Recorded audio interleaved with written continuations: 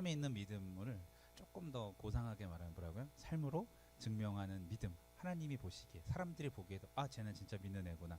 그런 게 있는가를 우리 목표가 되었으면 좋겠습니다. 야고보서가 딱 끝날 때쯤 되면은 뭔가 내 삶에 사람들이 보기에도 진짜 향기 나는 크리스찬이구나. 그런 고백을 여러분의 주변인들한테 들었으면 좋겠어요. 냄새나는 그리스도인이구나 말고 향기가 나는 크리스찬이구나, 이런 얘기를 들었으면 좋겠습니다. 자, 오늘 말씀을 읽어보면 가늠한 여인아 이렇게 시작을 하죠. 성경의 어조가 어떤 것 같아요? 뭔가 에?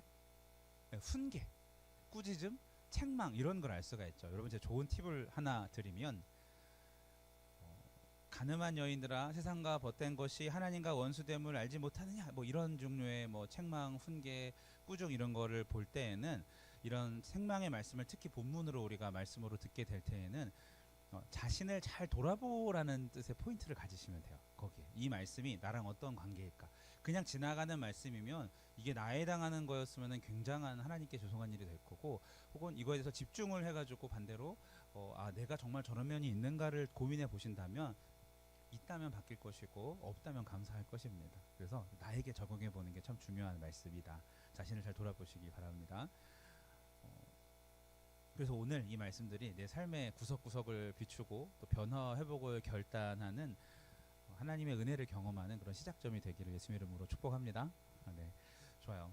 지난 시간에 그 쾌락에 대한 이야기를 했어요. 뭐 에피쿠로스니 키레네니 하면서 어쨌든 즐거움을 쫓는 문화가 예수님 오시기 2,300년 전에부터 이게 사조가 돼서, 그 그리스의 사람이었죠. 그들이 그 헬레니즘이 쫙 퍼졌을 때 이게 같이 퍼지게 되었다라는 말씀을 드렸습니다. 그래서 즐거움을 쫓는 그 일을 정욕이라는 것이 지난 시간 말씀이었어요.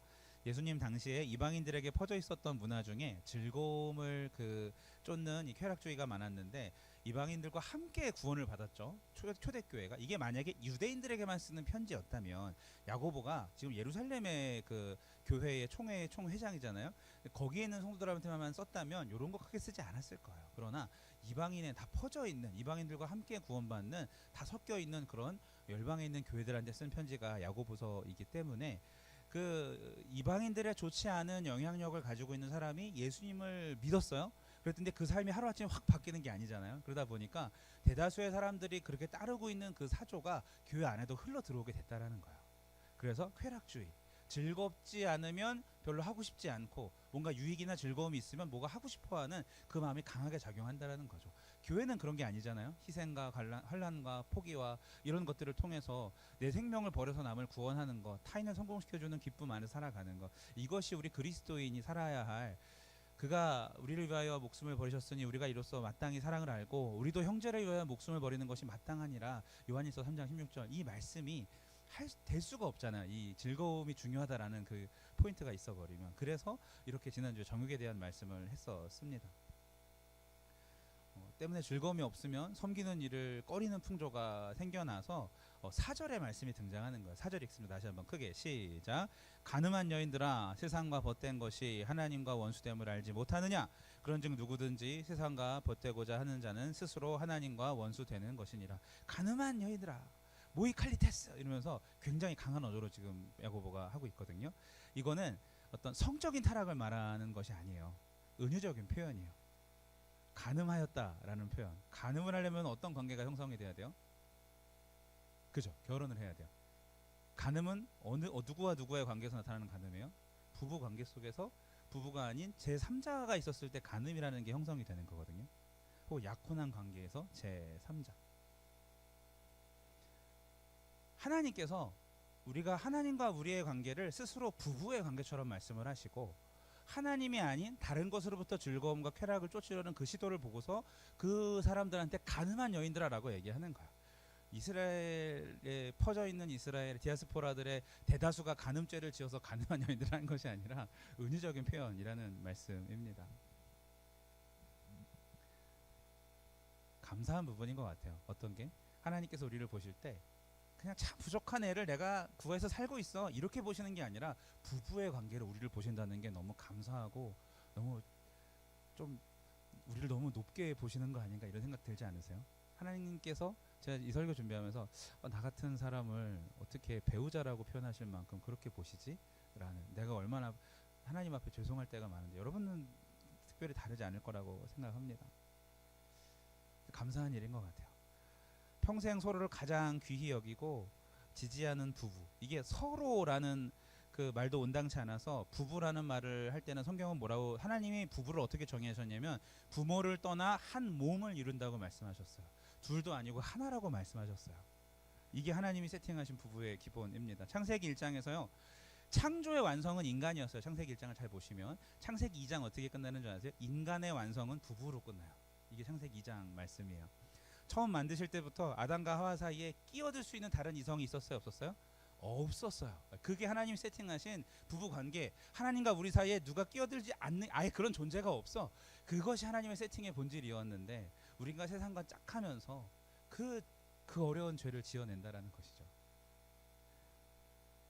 하나님의 뜻을 어그러뜨린 것이 바로 인간들이라는 사실입니다. 서로의 어떤 관계에 다른 이성이 끼어들 수 없기 때문에 서로를 향한 뜨거운 사랑과 자발적인 헌신이 더욱 가득하고, 그런 관계가 정말 하나님과 백성 사이에서 이루어지길 바라고 있는 것이죠. 마음을 다해, 뜻을 다해, 생명을 다해 주 너의 하나님을 사랑하라고 말씀하실 때 없잖아요, 끼어들 여지가. 그렇죠? 다 하고 있으니까. 그것이 기본값이라는 거죠. 그리스도가 십자가로 우리를 구원하셨고 하나님의 자녀가 되는 권세를 주셨다면, 이제 주님께서 우리를 부르실 때 내 아들이라 딸이라, 말이 이렇게 안 되죠. 아들이라 딸이라도 하지만 한편으로는 그리스도를 신랑으로, 우리는 신부로 여기는 부부의 관계로 초청을 하신다는 뜻입니다. 얼마나 감사한 일인지요. 그런데 지금부터 이제 저 말씀이 해석이 되죠. 그 백성들이 하나님 밖에서도 즐거움을 찾고자 세상과 친해지기 시작하더니 벗이 돼요. 친구가 돼서 하나님을 떠납니다. 성경에 그래요. 입술로는 하나님을 존경하되, 문화가 있어요. 존경하는 문화가 있어요. 입술로는 하나님을 존경하되 마음은 내게서 멀도다. 마음으로는 실제 삶 속에서는 세상과 더 있는 것을 즐거워하고 거기에 시간에 몰두하고 있으면서 하나님을 신경 쓰지 않는 마음, 하나님에 대한 마음이 닫혀있는 이런 실상들을 보고서 이렇게 얘기합니다. 가늠한 여인들아 라고 얘기하고 계셔요. 부지기수였다는 거예요. 그 당시 초대교회 때. 그 뜨거운 초대교회 때 그랬다면 지금도 마찬가지 아닐까요? 오죽했으면 하나님께서 남북 왕국 시대에 호세아라는 선지자, 여러분 성경에 여호수아, 예수아, 호세아, 예수 다 똑같은 이름입니다. 지저스라는 뜻이에요. 다 예표하는 거예요, 예수님을. 호세아라는 선지자에 그 불러가지고, 이 선지자면 거룩하게 하나님의 사명을 감당해야 될 거 아니에요. 근데 호세아서를 읽어보셨죠? 호세아서를 읽어보신 분 한번 손 들어보세요. 소선지서 호세아 한 명도 없어요? 그러면 이번 주에 꼭 읽어보세요. 알겠죠? 호세아. 쉽지 않을 거예요. 안타까울 거예요. 호세아 선지자를 부르십니다. 그리고 그 선지자가 다 남유다 선지자인데 호세아만 북이스라엘 출신의 선지자거든요. 호세아가. 그 사람한테 백성들이 하나님은 안 믿고 우상 숭배하고 불순종하는 것들이 그 땅에 가득하다 보니까 하나님의 심판을 앞두고 있어요. 그래서 이 사람들한테 너희가 잘못하고 있는 걸 깨달아라. 말을 아무래도 안 들으니까 선지자 하나를 딱 불러가지고 얘한테 이렇게 얘기합니다. 호세아한테 이렇게 얘기합니다. 호세아야, 너 가가지고 고멜이라고 하는 그 몸을 파는 여인이 있어. 그 여인을 너의 아내로 삼아. 호세아가 네 이렇게 돼버린 거야. 제가요? 그래, 지금 가서 삼아. 그래서 그 고멜이라는 여인과 결혼을 해요. 그리고 그 고멜은 어떻게 되죠? 결혼했는데 어떻게 될까요? 부부로서 아내의 역할을 다 할까요? 바로 나가가지고 또 그렇게 합니다. 다른 남자를 찾아 헤맵니다.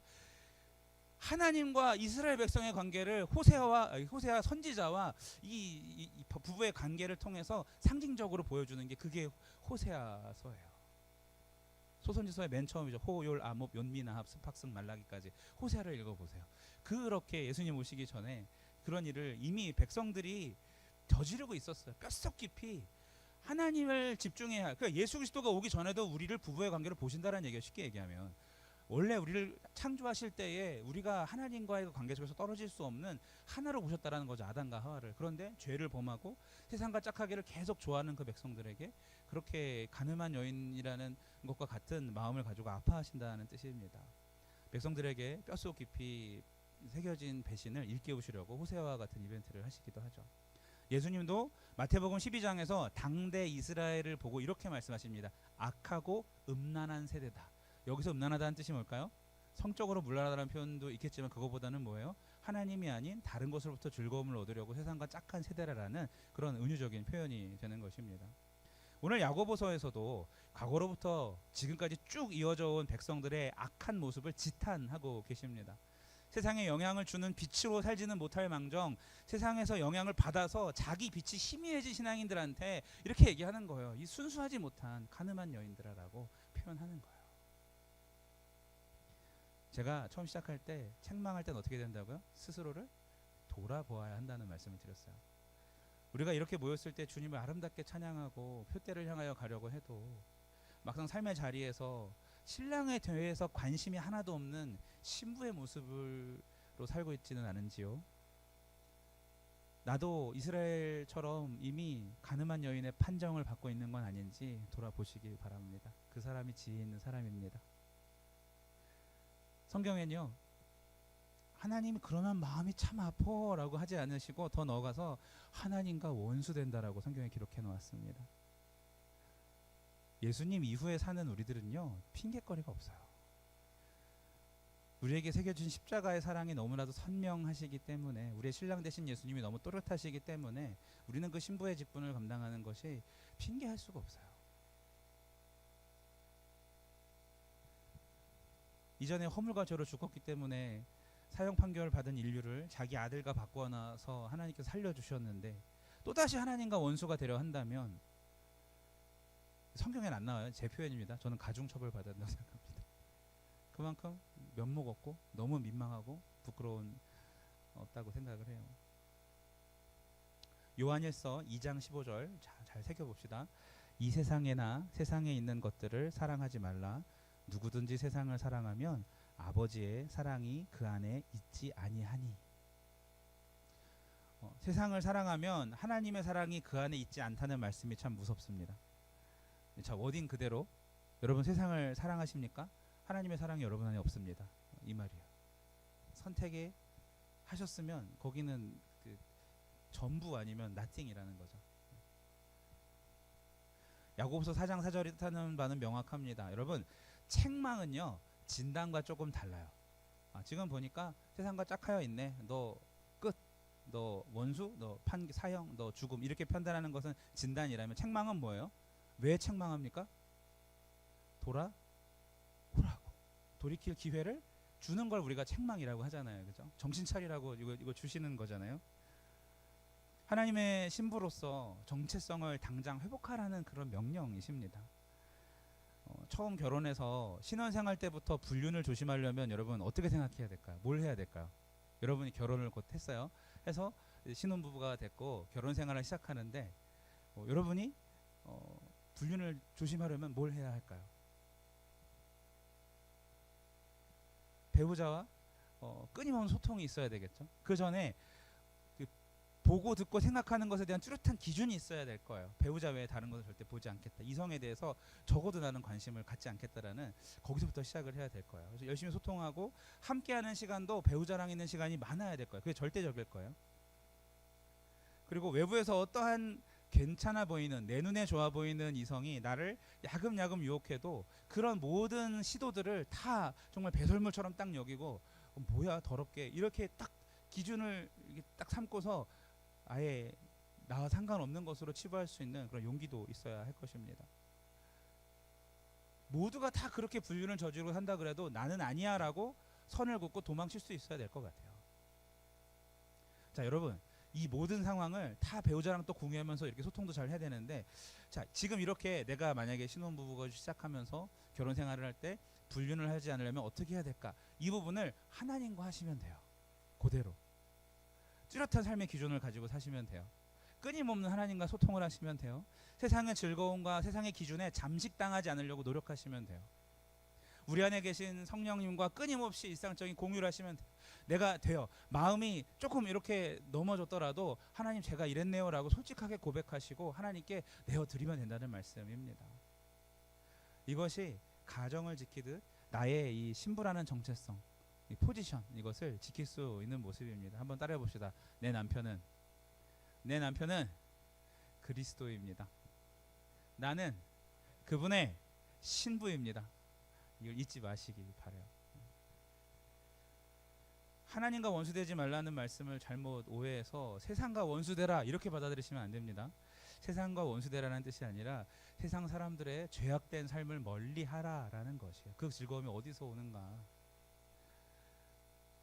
구원을 받았음에도 하나님께서 살려주셨음에도 도망가다가 뒤를 돌아보고서 소금 기둥이 된 인간이 등장을 해요. 성경에 누구죠? 롯의 아내죠. 뒤돌아보지 말라라는 거예요. 예수님 안에서 구원을 얻었으면 예수님의 자녀답게 살으라는 뜻입니다. 세상을 사랑하지 말고 세상 사람들의 영혼만을 사랑하시길 예수의 이름으로 축복합니다. 영향을 받을 수 있겠죠. 그러나 주기 위해 영향을 받으시기 바랍니다. 거룩한 영향을 주시기 바랍니다. 그런데 내 힘으로 하면 힘들지 모르겠는데 참 감사하게도 우리 각자가 더욱 하나님께 집중할 수 있도록 도우시는 분이 우리 속에 함께 계셔요. 5절 말씀 같이 읽어볼까요? 우리 큰 목소리로 시작. 너희는 하나님이 우리 속에 거하게 하신 성령이 시기하기까지 사모하신다 하는 말씀을 헛된 줄로 생각하겠느냐? 이게 읽기가 쉽지가 않군요. 네, 시기하시기까지 사모한다 하신 말씀을 헛된 줄로 생각하느냐? 내가 세상과 버타는 삶이 익숙할수록 내 안에 그분께서 뜨겁게 시기하고 계신다. 왜냐하면 사랑의 크기만큼이라는 뜻이죠. 여러분 아가서 아시죠? 아가서 읽어보신 분? 초등학교 때? 그래요? 좋아요. 네. 아가서가 성경에 기록되지 못할 뻔했어요. 실제로 그 아가서가 너무 야해서 그런 남녀간의 사랑을 솔로몬과 술람미 여인의 사랑을 다루다 보니까 그래서 이렇게 제가 청소년들한테 얘기를 하면은 그날 아가서 얘네들이 되게 많아요. 도전하세요. 말씀입니다. 읽으세요. 교회와 그리스도와의 사랑을 그리스도와 교회의 사랑을 나타낸 것이 아가서입니다. 솔로몬과 술람미 여인의 어쨌든 그 아가서에는 읽어보면은 이 둘만 만나는 비밀 장소 이런 게 제가 예전에 한번 설교한 적 있었을 거예요. 그 잠근 동산, 덮은 우물, 봉안샘 그 동산의 비밀번호는 둘밖에 몰라요. 하나님과 우리의 사랑, 그리스도와 교회의 사랑의 배타성을 말하는 거야. 누구도 끼어들 수 없게 만드는 울타리를 말하는 것이죠. 만약에 저랑 저희 집사람 한보영 사모 사이에 그 배타성에 금이 같다고 생각해 봅시다. 제가 되게 어렵게 표현했죠. 제가 다른 여자가 생겼다고 생각해 봅시다. 안 되죠. 저희 아내는 저를 사랑하는 깊이만큼 미쳐버릴 것입니다. 그죠? 그거예요. 성령께서 우리를 시기하기까지 사모한다는 말씀이. 저는 이렇게 강단에서 그런 일이 일어난다면 저는 강단에서 말씀을 전할 수 없을 것입니다. 바른 가정으로 살아야 된다라고 사람들한테 얘기할 자격도 없을 것입니다. 민망해서 여러분들 중에 누구를 만난다면 저는 여러분을 피할 것입니다. 그래도 만나게 된다면 변명하기 바쁠 것 같아요. 이래서 그랬고 저래서 그랬고. 이런 사람이 무슨 하나님의 사명을 감당할 수 있겠어요? 무슨 하나님의 뜻을 나를 통해 이루실 수 있겠어요? 그러면서도 그 불륜이 주는 달콤함에서 헤어나오지 못한다면 그 인생에 무슨 비전이 있겠어요? 세상과 버탄다면 우리의 삶도 이와 똑같습니다. 하나님과의 배타적인 그 관계성에 문제가 간다면, 하나님보다 세상을 사랑하는 것이 더 많아지기 시작한다면 노답 인생이 시작되는 것이겠죠. 자, 5절도 책망이겠죠. 그러면 책망은 역시 뭐라고요? 정신 차리면 기회가 된다라고 말씀을 드렸어요. 5절 말씀 해결책이 4절에서는 그래 신부로서의 정체성에 우리가 집중하였죠. 아까 너 신부다. 나는 그리스도의 남편입니다. 신부다. 그렇다면 5절에서는 우리 안에 있는 성령께 집중하라는 얘기예요.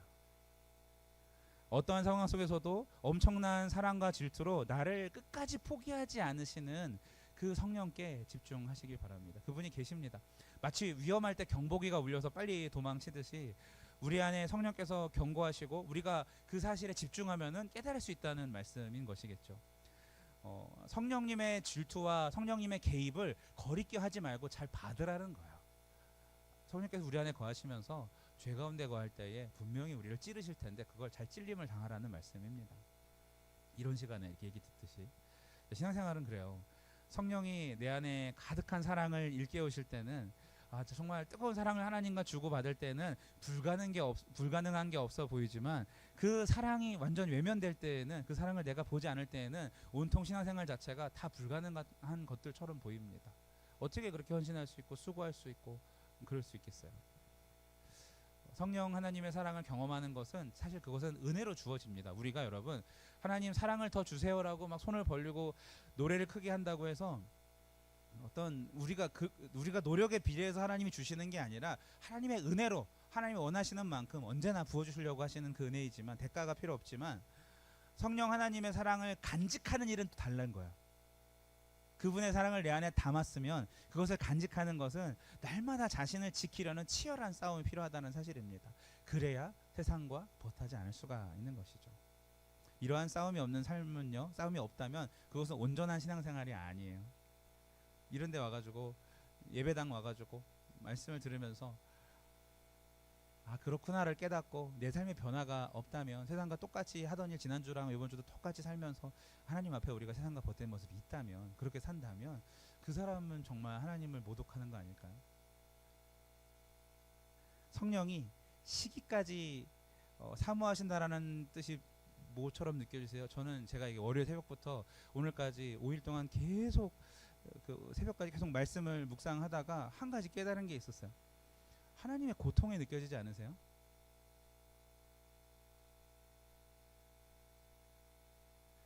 하나님께서는 우리가 당신의 그 뜨거운 사랑에 넘치는 그 사랑에 반응하지 않고 있는 그 모습 자체가 견디기 너무 힘드시다라는 뜻이에요. 사모하기까지, 시기하기까지 사모한다라는 말씀은 그런 뜻이에요. 그래서 뜨거운 사랑과 시기를 함께 언급하시는 것입니다. 그래서 우리가 주님과 하나 될 때 불꽃처럼 살 수 있는 것이고 이런 사랑을 간직하는 신부가 되시길 성령님과 동행하시길 예수님의 이름으로 축복합니다. 말씀 정리합니다. 사랑하는 울산교회 청년 선교가족 여러분, 지난 한 주간의 삶을 두 가지 관점으로 봅시다. 신부의 관점으로 보시고 또 성령의 관점으로 나를 보시기 바랍니다. 여러분 감사한 것이 많습니까? 죄송한 것이 많습니까? 둘 다 좋습니다. 보는 것이 중요합니다. 이렇게 말씀에 반응하고 말씀을 기준으로 나를 조명하며 나를 바꾸려는 이런 시도를 하나님이 너무 기뻐하십니다. 예수님이 우리를 친구로 부르셨어요. 그죠? 세상과 벗하지 말고 예수님과 친구 되시길 바랍니다. 세상은 우리를 위해서 다 줄 것처럼 얘기하지만 내가 투자한 만큼 뭔가 잘 될 것처럼 얘기하지만 그렇지 않을 때가 훨씬 더 많아요. 하지만 예수님은 친구를 위하여 자기 목숨을 버리면 이에서 더 큰 사랑이 없다고 말씀하시고 나는 친구로서 너희를 위해 죽었다라고 말씀하시고 실제로 십자가에서 돌아가십니다. 가장 큰 사랑을 가장 큰 친구의 모습을 우리에게 보여주셨어요. 친구 되신 예수님 앞에 더 시간을 드리고 삶을 다해 헌신하고 더 막역한 깊은 관계로 빠져드는 이번 한 주를 사시는